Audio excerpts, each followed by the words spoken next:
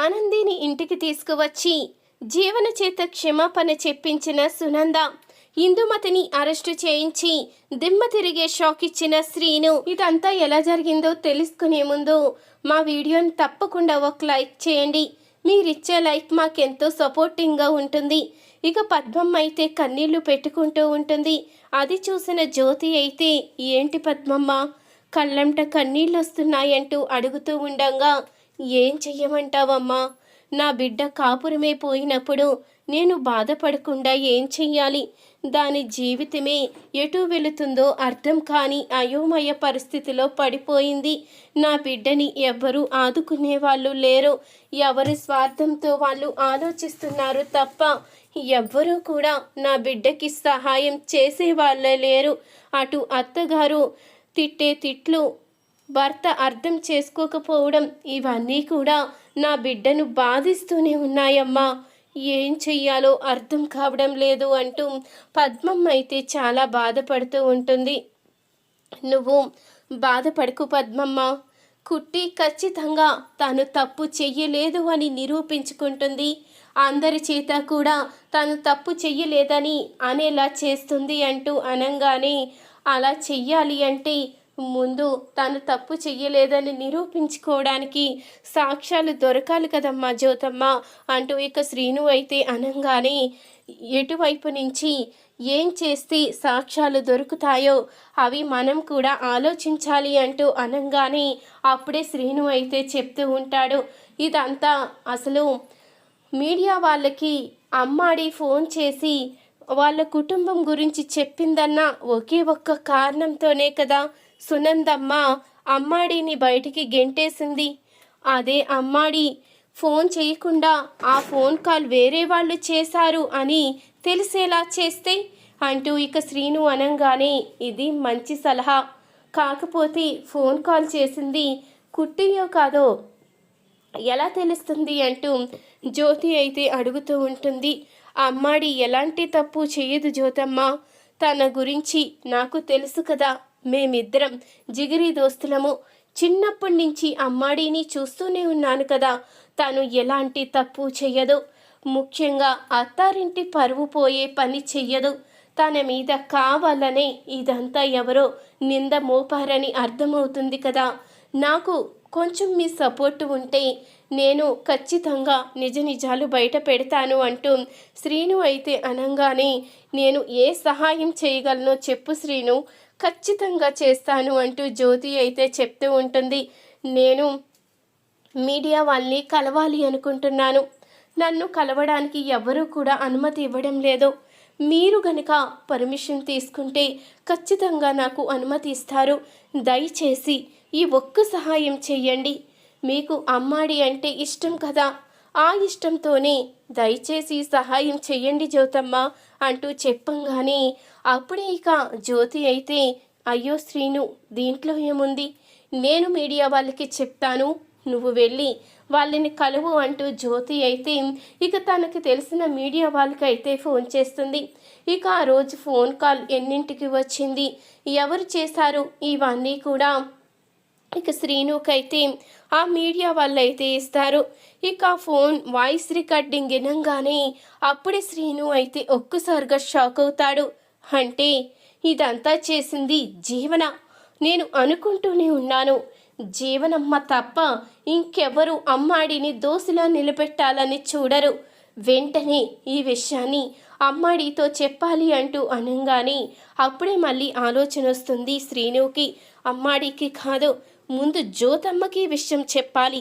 తన బిడ్డే ఈ తప్పు చేసిందని తనకి తెలిస్తే తాను ఏ నిర్ణయం తీసుకుంటుందో చూడాలి అంటూ ఇక జ్యోతి దగ్గరికి వెళ్తాడు శ్రీను. అయితే ఆ వాయిస్ రికార్డింగ్ అయితే జ్యోతికి వినిపించంగానే జ్యోతి అయితే ఒక్కసారిగా షాక్ అవుతుంది.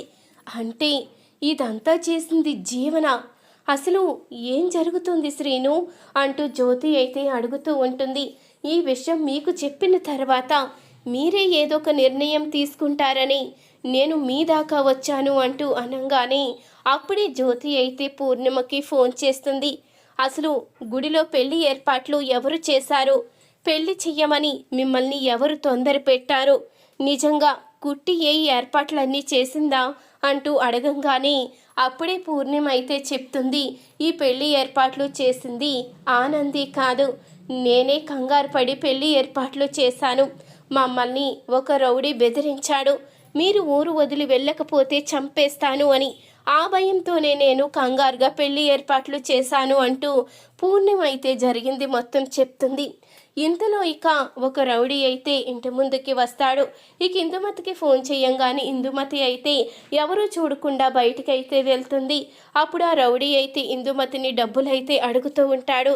మేడం, మీరు చెయ్యమన్న పని ఎంతో పర్ఫెక్ట్గా చేశాను, కానీ మీరు మాత్రం ఇప్పటి వరకు నాకు అమౌంట్ ఇవ్వలేదు, డబ్బులు ఇస్తారా లేకపోతే ఇంట్లో వాళ్ళతో చెప్పమంటారా అంటూ అడుగుతూ ఉండగా ఈ మాట అయితే జ్యోతి వినేస్తుంది. ఇక శ్రీను కూడా చూస్తాడు. చూసారా జ్యోతమ్మ, చేసిందంతా వీళ్ళు, శిక్ష అనుభవిస్తున్నది మాత్రం మా అమ్మాడి అంటూ ఇక శ్రీను అయితే చెప్పంగానే చాలా పెద్ద పొరపాటు జరిగింది శ్రీను. కుట్టి గురించి తెలిసి కూడా నేనే తనని అపార్థం చేసుకుని ఎన్నో మాటలు అన్నాను. చాలా పొరపాటు జరిగింది, నేను చేసిన తప్పుని కూడా సరిదిద్దుకోలేను అంటూ ఇక జ్యోతి అయితే చాలా బాధపడుతూ ఉంటుంది. మీరు బాధపడకండమ్మా, జరిగింది మొత్తం నేను చూసుకుంటాను కదా. ఇక అన్ని సాక్ష్యాలు బయటపడ్డాయి, ఎవ్వరిని వదిలిపెట్టేదే లేదు అంటూ శ్రీను అయితే వాయిస్ రికార్డింగ్ తీసుకువెళ్ళి సునందకైతే వినిపిస్తాడు. ఇక సునంద అయితే వాయిస్ రికార్డింగ్ విని ఒక్కసారిగా షాక్ అవుతుంది. అంటే ఇదంతా చేసింది జీవన అంటూ అనగానే, జీవనే కాదమ్మా, ఆ ఇందుమతి కూడా ఇదంతా చేశారు అంటూ చెప్పంగానే ఇక సునంద అయితే కోపంతో రగిలిపోతూ ఉంటుంది.